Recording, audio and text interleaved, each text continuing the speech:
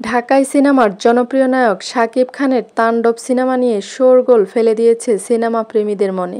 সিনেমাটি ঈদুল আজহায় মুক্তি পাবে বলে জানা গিয়েছে। এই সিনেমা প্রযোজনা এবং পরিচালনা করেছেন তরুণ নির্মাতা রায়হান রাফি, যিনি তুফান ও সুড়ঙ্গ সিনেমা নির্মাণের কাজে বেশ সফল এবং পরিচিত। শুধু তুফানের মতো চেহারা থাকলেই তুফান হওয়া যায় না, তুফান হতে অ্যাটিটিউড লাগে, চোখের দৃষ্টি লাগে, অ্যাকশন, স্পিড সব লাগে।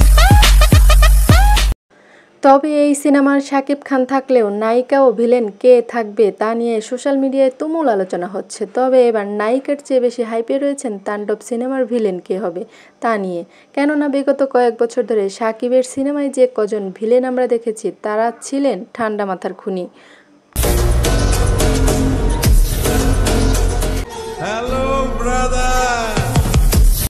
যেমন প্রিয়তমার শহীদুজ্জামান, সেলিম, বরবাদের যিশু, তুফানের চঞ্চল চৌধুরীর মতো বাঘা বাঘা সব অভিনেতারা। তবে এবার তাণ্ডবের রায়হান রাফির সব কিছুকে ছাড়িয়ে নতুন ইতিহাস তৈরি করতে যাচ্ছে। ইনস্ট্যান্ট নিউজ অনুযায়ী এই সিনেমার ভিলেন চরিত্র অভিনয় করতে যাচ্ছে টলিউডের আরেক হিট নায়ক আমিন খান, যা দর্শকদের জন্য হতে পারে বিশেষ কিছু।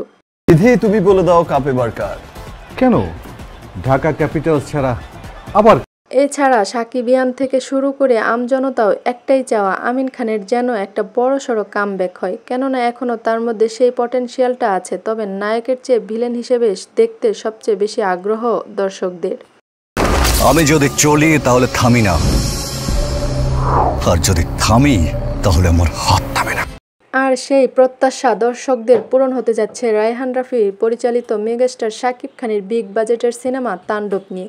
তবে যেন তেন ভিলেন হিসেবে নয়, আমিন খানকে দেখা যাবে ভিন্ন রূপে। যেমন বিক্রম সুরিয়ার সিনেমা রোলেক্স চরিত্রটির মতো স্বল্প সময়ের উপস্থিতি হলেও এই ক্যামিও চরিত্রটি আমিন খানের সোয়াদ, অ্যাটিটিউড, ডায়লগ সিনেমা শেষে দর্শকদের মনে গেঁথে যাবে। ওয়ালটনের কমিটমেন্ট কেউ থামিয়ে রাখতে পারবে না।